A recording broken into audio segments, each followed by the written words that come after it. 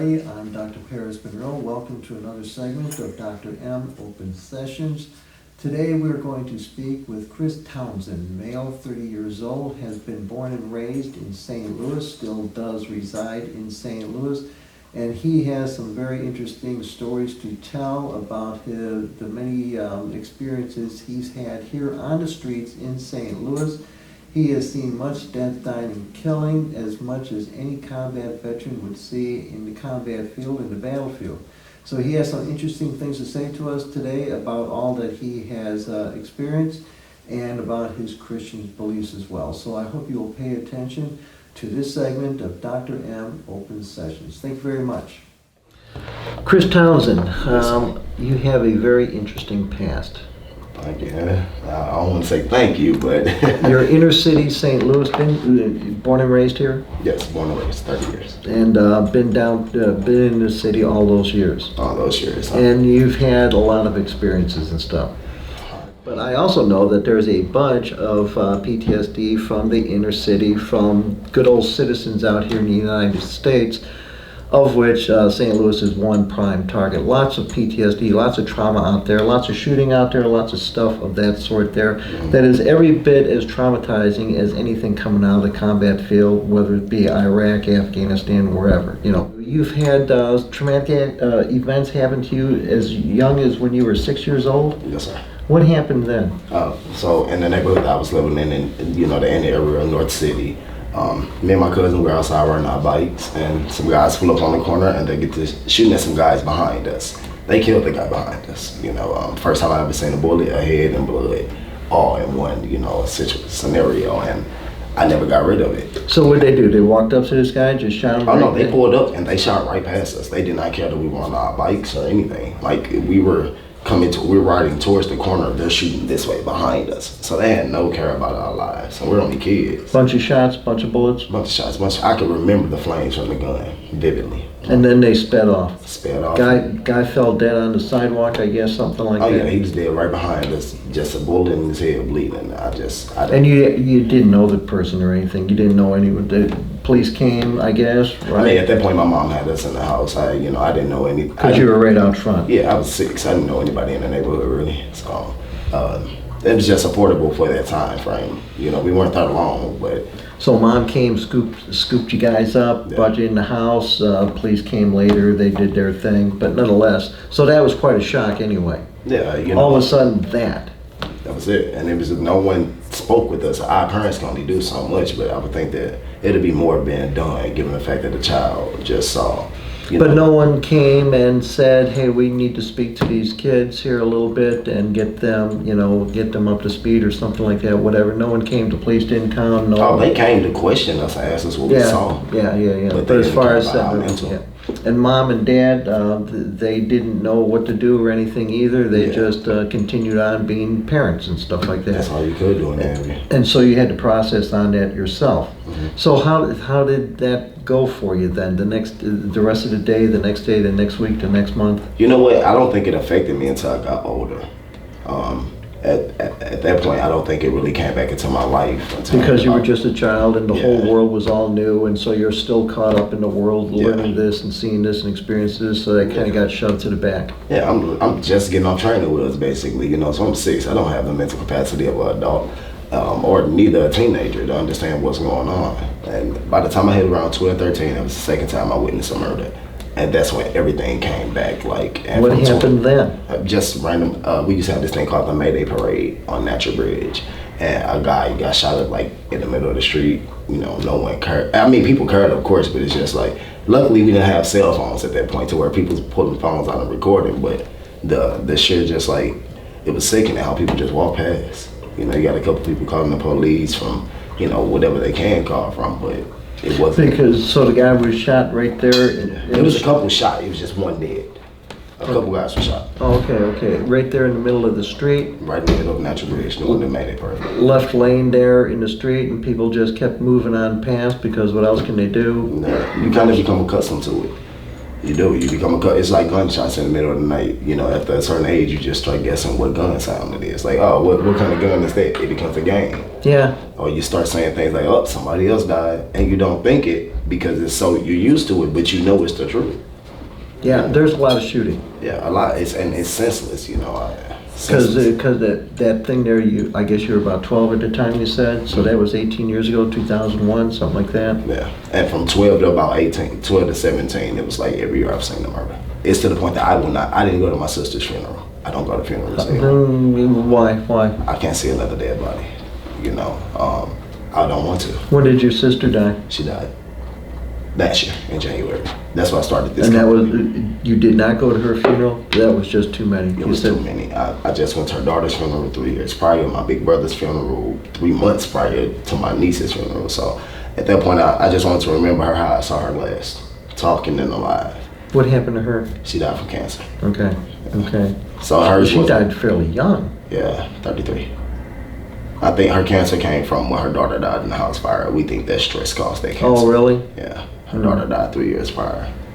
Terrible. Yeah, the little girl that died in the house fire on 21st, that was my niece. So anyway, so all of these witnesses of death, dying, killing that's going on out there and stuff took its effect on you. Yeah, but it didn't take an effect to make me violent. And that's why I get confused when people say like all these things will make a person violent. If anything, it made me more sensitive. It can make you more sensitive, just like you're saying, but it can make you violent. I'm not saying that you are, so don't get me wrong. No. But it can make a person violent because typically, going through all these experiences, like you're saying, you can't sleep. And so therefore you become irritable, impatient, that sort of thing. You can't stand chaos, commotion, any of that sort of stuff there. So if someone doesn't realize that and keeps bugging you, yeah, you can get pretty hostile, I suppose. No, I can agree with that. So therefore you like to avoid crowds, people, stuff like that. Oh yeah, definitely. Because you just can't take the extra stress, tension that they put on you then. I don't even watch TV. Anything that gets to a certain level of yelling or anger or animosity, I try to avoid it. I have a lot going on in my life as it is right now to put more into it, especially TV and social media. They're riling all of us up, and I just don't want to be a part of it. So are things getting worse out there? In St. Louis, in the city? They've been pretty bad for a while. It's hard to believe it'd get much worse. Yeah, but with all the senseless violence with the children, I think it's worse now. What do you mean by that? More children are dying at a higher rate now. Because of crossfire, neglect, what? Crossfire. Crossfire, neglect. Parents are losing their minds and doing things to children I never thought would ever happen. And even if it has been going on. Is all because of the drugs? I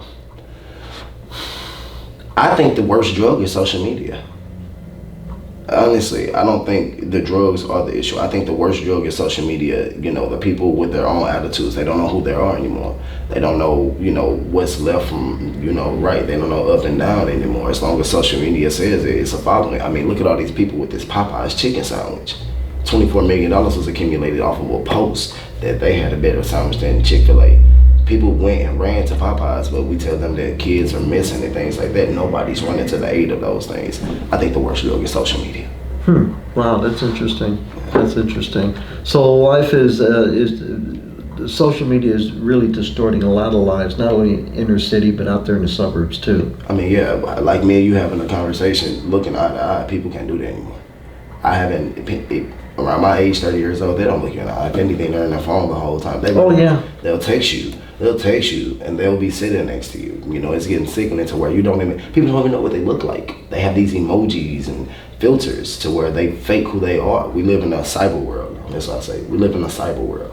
We don't live in reality anymore. I know people don't talk on the phones that much anymore. Talking on the phones takes up time. Yeah. No one answers their phone. Yeah. They'll video chat. You say what they have to say and go. I mean, it's to the point that video chat takes away from actually being around a person. Yeah. But it's amazing. I try and call people up, and it's amazing to me. Time and time again, they do not pick up. They're screening calls. Then I send them a text, and they send me a text back. Right back. And that keeps away the real connection with the person. I don't know who you are through text or word. I can't feel your personality or what you're trying to say to me. I don't know where you're coming from, and people get those things misconstrued. When you send a text message, that other party can take it however they want to take it. Oh yeah. They don't know the emotions and the inflections that are going on in the voice and the tone and anything else like that. So lots of misinterpretations. And that's what's going on now with the games and everything with the internet and the technology. We just shove it in our children's face, even if we think it's good. Oh, here's ABC Mouse. Here's YouTube Kids. They still need their proper interaction. I know a lot of kids that can't throw a football. Yeah, oh yeah, I know. That's another thing. The kids used to play basketball and football and baseball in the streets and in the alleys and stuff like that. You don't see that no more. Oh. First off, it's too dangerous. Yeah. Because you don't know who's going to come by and start doing some shooting and something like that, stray bullets and that sort of thing. But then on the other hand, too, they'd rather be playing on the video games. Yeah. The scariest thing is that you don't screen a person when you sell them a cell phone. So you give this person full access to the entire world, whether pedophile, creep, whatever you want to call them. He has full access to everything, just like you know. He can find everything, he can do everything, and we don't screen them. I sold cell phones for 13 years, and I managed the industry, and I had some creeps that would come in to buy phones, and you just be like, I don't want to say this. The stories they tell you, the pictures that you have to see when you're moving files over and over, they need to screen people for phones too, I believe, because that's worse than the gun. I never heard of that. That's worse than the gun. That gives access to everything, the phone. Without the phone, now you have no access. Unreal. Yeah, so the things that we're saying are the problems were the problems then. They're not the problems now. Our problems have changed. Violence has always been here from back to now. But the social media has not. The internet has not. It seems to be inspiring more and more hostilities. It's more and more negative out there, more and more dark. Because you can reach everybody. You can reach the people that believe what you believe in, regardless if they're here or if they're overseas. At first, you couldn't do that. You couldn't reach a person overseas with anything, a post, and it wasn't any of that. Now I could meet a woman in Africa if I wanted to, and we could be linked up in no time. You get all these people that's just moving in this circle, you're going to start something. That's what all these movements are. I don't agree with movements personally. Yeah, sure. Yeah, it's just another form of segregation to me, but I won't speak on that topic. Yeah, well, another day. Another day for a topic like that, But anyway, so how's all this trauma that you've been exposed to? How's it been affecting you? What's it been doing to you? The major things is, like I said, I'm weak in certain points. Like I'm more so just like agreeable before I instead of being confrontational. Yeah, you'd rather just go along to get along versus put up your own opinions and start some sort of trash out of that. Because that's all we're living off of anyway. It's an opinion-based world. I haven't created one word that I have spoken to you this entire time. I just put them together to make it sound better for me and for you, so we can understand each other. It's just an utterance of sound. So I'm not going to argue this utterance of sound against your utterance of sound. It's just an opinion. Yeah, you got to be careful with your opinions today because people go out of their way to misinterpret your opinions, or the cops are going to be called or something like that. It starts with diversity. With the inner city, I say it all the time. I uprooted myself out of that neighborhood and moved to an area that I felt would suit a better area. I went from here to High Ridge. That was a big jump from North City to High Ridge. And as I got out there, I see the diversity. And I see that diversity brings along a better environment. The inner city does not have any diversity. You don't get people from High Ridge that say, hey, let's go move to the city. Because they have a fear of it. They have a fear of it. No, they're not going to do that. Yeah, it's a fear. But that diversity is what's going to break the stigma. Yeah. I know it. I lived it my whole life. I know that diversity, once we start getting more people that don't belong in the inner city to actually move towards the inner city, it'll start changing. With the trauma that you experience and so on and so forth, one of the big issues that you have is that you're not sleeping so good these days. Yeah, sleeping and lack of motivation. I'm motivated purely off of my children. But how many kids do you have? I have 3. And you have one that you have total custody with? Yes. The other 2, mom does, I guess? Other 2, I'm going through battles with. Oh, yeah. So that's fun, too. I'm sure that is. That does not take no short period of time to get that resolved. No. Lots of battles and stuff. How long's that been going on? For my youngest, it's been going on 1.5 years now. And for my daughter, it just started 2 days ago. And my daughter's my oldest. So lawyers and all that sort of stuff? Back and forth and back. They're just draining you. Draining. No matter how far you try to get ahead, it's like this is going to pull you back. Another bill, more money. Oh yeah, bill that threatened with jail time for being behind on this. It's always a worry. when it comes to it's like me being a father, it's not enough. But you see that your kids are not getting all the care that they should be getting, and so therefore you want to step in and change all that, get the kids into your custody so you can give them the care that they need. But granted, the two that I'm actually having problems with, the mothers are great at caring for them. They just have, I don't know what the animosity is against me. Now, the one that I have with They're me, trying to keep the kids away from you? yeah, it's emotion. It's an emotional thing. They're all emotional. They're mad at you? Yeah, it's an emotion. They're using the kids as a weapon? Oh yeah, it's their crutch, and like, do this or I'm taking her, do this or I'm taking him, and it's like, whatever, because they know the law. No matter if you're on their birth certificate or not, you don't have custodial rights. No. I know. So when they learn these words, they use it over you until you know. And they talk with their friends and so on and so forth. They get all sorts of advice, and their lawyers helping them out a whole great big bunch. They do a lot of networking, I suppose. And they get a lot of. They start off not knowing very much at all, but by the time they're done, they're pretty smart and sharp on what to do and how to get it done. You have a prosecuting attorney at you then at that point. So. and they're after you. They're coming. Yeah. And they don't realize with everything I've been going through, I haven't had a chance to really sit down and mourn, because it's more so like... Oh, sure, it's keeping you very busy. Yeah. Your mind is filled already. Where do you have the time? Because you're not, with the trauma and everything that you went through, you're not sleeping well, you're not doing it, you're not up to speed on a bunch of things. I have nothing accomplished that I was supposed to get done. I own a company and I have been slacking. I don't have the motivation. I want to have the motivation. I break my back to have it, but I just can't. I can't produce it sometimes. Bad dreams keep you awake? I don't have a dream. You don't need night sweats? All the time. Then you're dreaming. There's lots of anxiety. Yeah. Oh, it's bad. It's to the point that I like sometimes if I'm standing in a Walmart line and I hear somebody yell, it's like I gotta get out of here. Because you think, here we go again. Yeah. Or women cursing their kids out. The ways that they talk to their children is just like. You're so anti the anger and hostilities that you see because of everything that you've experienced so much. So as soon as you see that, that's something that you would like ended somehow. But what can you do? So you leave. Yeah. Like I've been able to commit to a relationship at all. Like I'll get into one and everything's great for the first year, and then she yells and it's like, you know what? I'm over this. We're just arguing. No. It's more than arguing to me, and it could be something so little. And it's to the point like I can't keep anything consistent, and it's kind of. But you got to get over this too. Yeah. Do you not? You taking any medications? No. Have you ever? No, and I keep getting told to go try to talk to somebody. And yeah. Who's this somebody? Some sort of psychiatrist somewhere? Is that what you mean? Yeah, just go try to talk. Well, like when you go down and you use the services like Family Support Center and things like that, they try to point you directions to talk to people. Well, talking to people's okay. Counseling is okay. It's the only thing that's going to get you well. Pills certainly will not. Yeah. But I was just curious anyway. A lot of people go to pills, medications, that sort of thing, psychiatrists, that sort of thing. Yeah. No. Marijuana, alcohol, medication, something of that sort there. Okay, marijuana.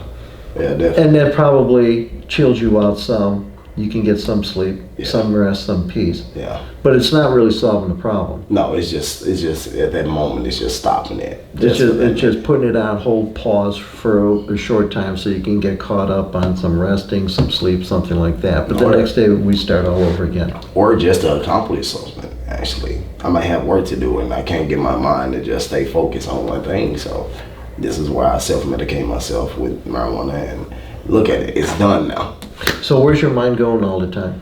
Everywhere. Because you don't feel safe, and so therefore you're checking and rechecking everything over and over again. Mm-hmm. The kids, for instance, the money, noises, everything like that. Mm-hmm. You just don't feel safe because you've seen so much, and you can see how quickly death, injury can come. Yeah, I'm terrified right now. I'm not gonna lie. I'm terrified. A guy that I just knew, that I know, just was sitting in front of him a matter of days ago. His kid was the one that just got killed in the Sodan incident at the high school. We don't know exactly. Yeah, it was a football game going on, so I don't know who the trigger man is. I just know that it was another senseless And that was a stray shot then, a stray bullet then, right? Yeah. They just start shooting. They don't care who's around. Yeah. A lot of these guys aren't trained shooters. You just No. They're just pulling out their gun and blasting away. They're shooting the direction where they think the bullet needs to go, but it's a lot of things that They're can not affect the sharpshooters. They don't take shooting. target practice. They don't Yeah. do none of that stuff. They just pull it out and start blasting away. Great big gun, lots of bullets. And there you Should go. work. So that's where a lot of our fears are coming from, because it's like, okay, we can see, we can't see if you're going for a specific person, but it makes more sense than just going and shooting into a crowd of people for target practice. However, they are doing that too. Yeah, I definitely believe that, because or these kids. Yeah, I don't know. I kind of separated myself so long ago that I try to stay like oblivious to what they're doing or how they're doing it. This is very hard to work with because this is going on. I don't know what the heck is ever going to make it stop. They don't know. They, being the officials, the politicians, the police, don't know how to make this thing stop. So in the meantime, everyone stays in terror, Yep. wondering when's the next bullet going to hit me. Everybody, from the police officials to the citizens that just live in the neighborhood, everybody's on pins and needles. Oh, sure. The policemen certainly are too. They're not protected necessarily. Yeah. Any bullet could get them at any time. Anyone could get at any time. So therefore, it makes it pretty hard to sleep at night. Yeah, definitely. You're very worried and stuff. Not only is stuff from the past bugging you and stuff like that, but today's safety and concern too. In fact, I don't know, it seems like today's safety and concern overrides anything from the past. Yeah. Oh yeah, definitely. The past is not pretty, I'll give you that. But if life was real fine for you, if you were living in a great spot that everything was fine and dandy, then I'm sure the past would be bugging you quite a bit. Yeah. But considering where you're living, you're still living in the city, all the violence going on there, how many bullets do you hear fired at night? Oh, countless. I know, it's outrageous. Yeah. So therefore your main concern is that right there, surpassing what happened in the past then. So now you're just concerned about your own safety and safety right now. Yeah. That's your biggest concern right now, safety and protection.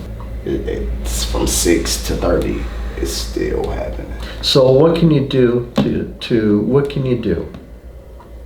All I can do is just guide my children and me and my family the right way. At the end of the day, I did move out of that area where all the violence was. I'm in the Tower Grove area now, so it's a lot simpler. And It's nicer. better? It's a lot better in Tower Grove. So that should help a little bit, but still nonetheless, you're still sleeping on pins and needles. You still don't feel safe or anything like that, and you have the kids staying with you, so that's a great big concern, worry and concern right there. Yeah, definitely. It's going to be hard to make that end.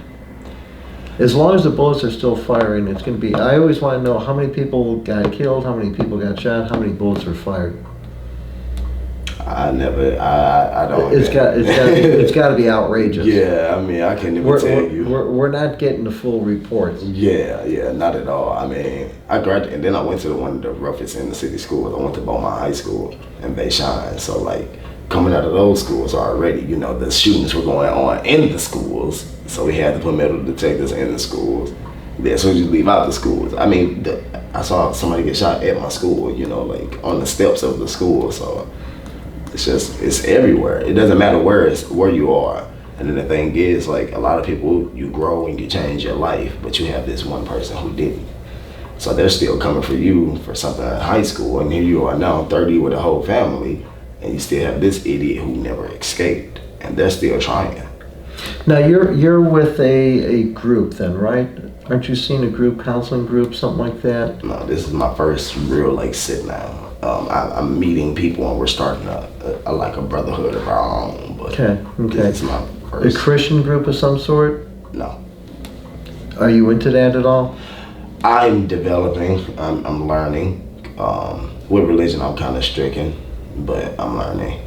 Only thing that keeps me kind of stricken with religion is just that it never matches with people. If I try to go talk to a Muslim, he's going to tell me why my religion is bad, or if I go talk to a Catholic, they're going to. So it's hard to hear. It's just gang banging to me. It's the same thing that I would hear in cities coming up, we're Crips, we're Bloods, we're Vice Lords. Everybody's saying what they are. They hold some type of value, but we can't all see on one accord at all. And we can't put You're not going to have that agreement. You're never going to have that agreement. yeah. You're always going to have different people with their different opinions, philosophies, religions, that sort of thing. And of course, so many people make up their own religion anyway. Well, I believe this and I don't believe that, but I don't agree with this, and so on and so forth. And I like what these people say over here, and I like what these people say over here, but I don't like, So everyone kind of makes their own religion, basically, is what it is. And it just throws you off when it comes to believing, what I believe in God. I believe in a higher power. I believe in a positivity.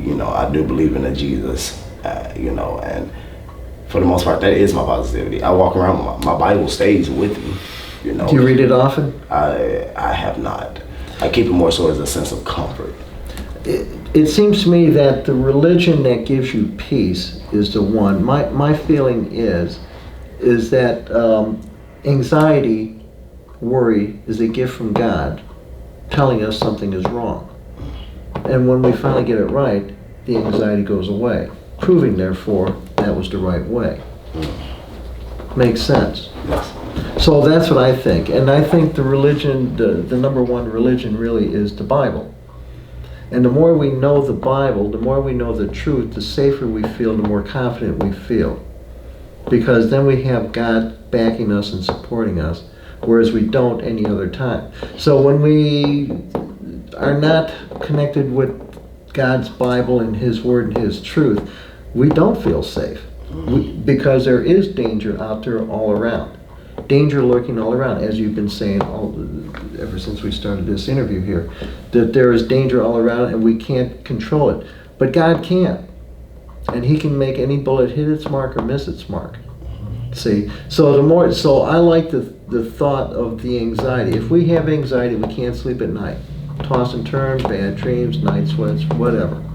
We're tired and fatigued all the time, mentally, physically tired, fatigued from lack of sleep. So we're not functioning very well because we have all this worry and anxiety and stuff. But the more we know God's Word, not going to church, I really don't believe in that so much because church does not do a very good job teaching, in my estimation, whereas reading the Bible certainly does.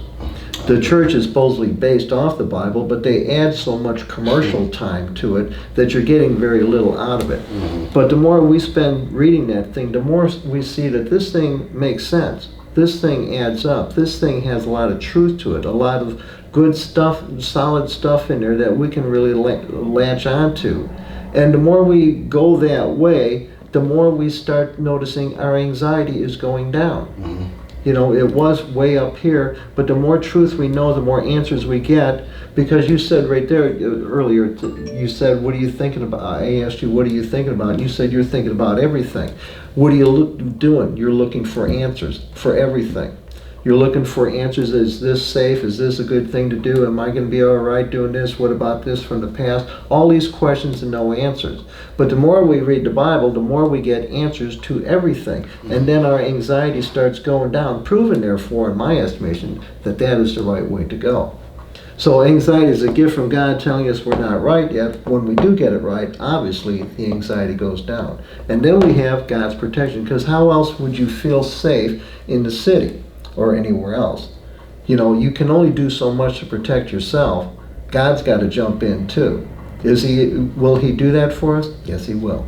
Yes, He will. So can we feel safe in a hostile environment? Sure we can. Are we going to push the envelope? Are we going to say, well, God's got my back, so therefore I can do anything? That would not be wise. Right. That would not be wise. We can't, as long as we stay inside our lane, we should be fine. And when it comes to safety and security in the city, we really have to come up with something, because what else can we do? I don't care how many burglar alarms we put up and cameras and everything else, that's not going to help us. That bullet travels really fast, you don't know where it comes from. Mm-hmm. So that's kind of my feeling on that. So if we're having a tough time sleeping at night, lots of anxiety, toss and turn, insomnia, can't get to sleep, night sweats, it's because we're very worried and fearful. We don't know what's going to happen. But when we do know that I got it together with God real good, then all of a sudden we have peace and we're sleeping good at night. And as it turns out, nothing is happening to us. We're doing okay. No danger is around us. 1,000 may fall on my right side, 10,000 on my left, but this danger, this evil will not come to me. is a true fact. See, and there's many different religions out there, in my estimation, trying to make you fail, trying to lead you astray. And I do not think that they give you peace. It's a reason I always feel like I kept my Bible with me. Like I told you, I keep it with me for a sense of peace. I know it's my peace. Like if I leave without it, I feel disrupted. Like I need my Bible. I don't want to need that protection. So it's telling you right there, you're getting that feeling. That feeling is built into us. I think when we really align ourselves with God, we people, which God created, has that component in us, that dynamic in us that can tell when something is good and right and when something is wrong and evil. And we can tell that. So when we go out without our protection, we kind of sense that. Somehow we kind of sense that, and we want to bring our Bible with, and we feel safer with it. That is how this thing works. We do feel safer with it. And when we grab our Bible and take it with us, we do feel safer, and as it turns out, we did have safety that day. We're supposed to see this and connect the dots on this thing and say, you know what, I got to get closer to this, I got to get closer. Because the closer I get to this thing, knowing God's Word, actually reading the thing, not just thinking that we know what the Bible says, actually read it so that we do know what it says. There's a great big difference. There's a bunch of people who go to church every Sunday, pay their tithes, that think they know what the Bible says, but they do not. They do not. And so they do not have that safety and protection. So someone comes along and says, well, so-and-so went to church all these years and stuff like that, and look at what happened to them. There is no God. There is no God. Is their rationale, their reasoning? Yeah, there is. Those people were going through those motions, but were they really tight with God? Did they really know the truth? Did they really know Him? They did not. They just gave Him this Sunday. They came in on Sunday. They listened to all that storytelling and all the commercials and all the announcements and so on and so forth and all the happy and stuff like that, but did they know God anymore? You'd be surprised how many people come in and they always say, I've been a Christian, I go to this church, I've been a Christian, yada yada, and I ask them the simplest questions out of the Bible, they don't have a clue. Usually, yeah, I believe why you don't go to church is the exact same reason why I don't go to the churches. I'm not going to put up with that. Typically going to church on Sunday is a 4-hour turnaround. By the time you get up, get ready, go down there, do the thing, come back home, you're looking at a good 3-4 hours. If you spent that 3-4 hours reading your Bible, you'd be so much farther ahead. Yeah, you would. You would gain so much more. With more of an understanding. And then you grow in understanding and in confidence and stuff. You say, yeah, God has been good to me. He saved my butt. He gave me this life free. He's promised me a shot at heaven. He saved my butt 99 times along the way. I owe this guy something. What am I going to do to show my thanks and appreciation? I'm going to be a good guy. I'm going to be a good father, husband, whatever to my family. Do as good a job as I can. Make sure everything is fine and dandy. Go out to work. Do a very excellent job there. And God looks down and says, my man has got it right. My man has got it right. And He's going to add extra protection. Because is He in charge of every bullet? Yes, He is. He can make it hit its mark or miss its mark. And you got to look back, and He made it miss you a bunch of times. You got to say, thank you, God. Thank you very much. What do I owe you? He did me a great favor. What can I do for you? And He says, just be an excellent husband, father, be an excellent parent, be an excellent worker at everything that you do. Try and spread the word. Learn my word more. Try and spread it to someone else, because I want them in heaven too. And God says, my man has got it right. And then does He put on His protection and provision? Oh, yeah. Definitely. Oh, yes. Oh, yeah. Definitely does. So that's the thing that we have to do, because you're living in a hostile thing, and I don't care, like you said, I don't care where you go. It's going to be the same thing. It's spreading, it's getting worse everywhere. But then anything else could happen, and any other disaster could happen too. Anything. No car accidents, anything like that. So all sorts of bad stuff. So the more you're protected, the more you got this together, because your kids need to know this too. I always ask people, why are we here? What are we here for? What are we supposed to do? What is our purpose? What happens when we die? Those are the big questions that I think many people are consumed with. They don't know the answers to those questions, so they do not feel safe. Why are we here? What are we here for? What are we supposed to do? What is our purpose? Just to live, just to be born, live our life 60, 70, 80 years and just die, and that's it? Nothing more? There's got to be something else. We're here for a purpose. I like to say that this life is a temporary test trial life to see who's going to make the cut and who isn't. I agree. I agree 120% with that. It is definitely a temporary life. We will not live forever. Yeah. We're only here our 60, 70 years, whatever the heck it is, and then we're gone. We are going to die someday. What happens when we die? And what is our purpose while we're here? See, you know, that's one thing that we really got to come to terms with. Why are we here? What is our purpose? As I ask people all the time, who made people? God. Why? Why did he make people? What was his reason? What was his purpose? Whatever his purpose was, that's our purpose. Mm-hmm. If he made us for a purpose, whatever that purpose is, that's our purpose. So what is that purpose? And then I asked, what's the one thing that God wanted that he didn't have? The same thing that you want, every person wants someone to love that will accept their love and love them back. Mm-hmm. But there was no one there. That's why God made people, hoping those people would accept his love and love him back. Mm-hmm. And those that do will get married to God and move into his house, heaven, and live forever. And those that don't, won't. I agree with that as well. I feel like that's what he made Jesus for, to understand why we didn't love him. He was created, like he made himself into us to understand us better. Like, why are you all not listening? Well, he understood us just fine and dandy. Well, the devil, he didn't understand why we gave so much temptation, how we gave man to. Yeah, well, this is a tough test. So yeah, the devil is certainly here trying to trip up anyone he can. You know, that's why I say this is a temporary test trial life to see who's going to make the cut, who's going to pass, and who's going to fail. Yeah. And the devil is doing God a good favor, I suppose, in testing his people, because he only wants those that have been tested and proven faithful and loyal. And the devil is sorting those out. So if he can tempt you and draw you away from crossing that goal line, he is going to do it.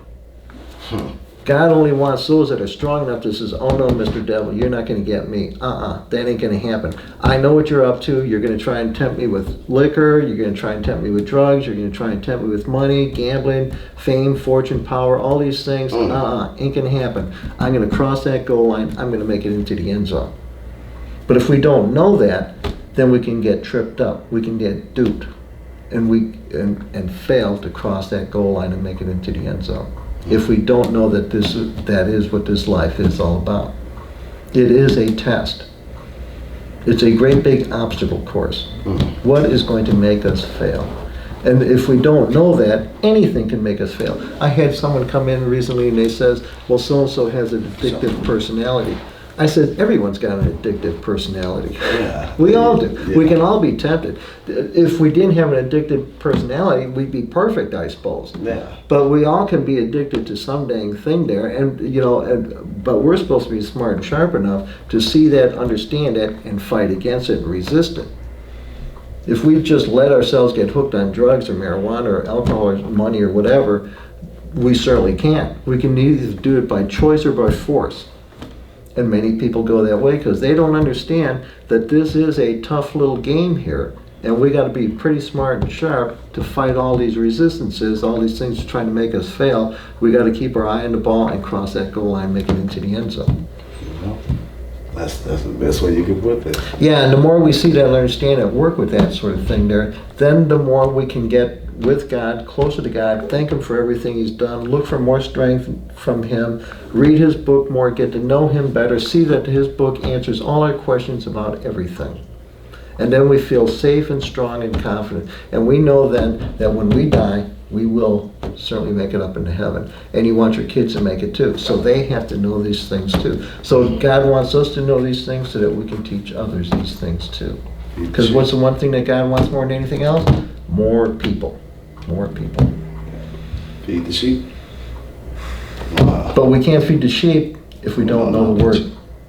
And there's a lot of people out there trying to feed the sheep and they don't know the word. So they have no food to give them. Yeah. So they go away empty and hungry. Anyway, Chris, we're going to have to go for today. Okay. Great talking to you. I'm looking forward to talking to you again sometime then, okay? Yes, sir. Okay, pal. Thanks so much then.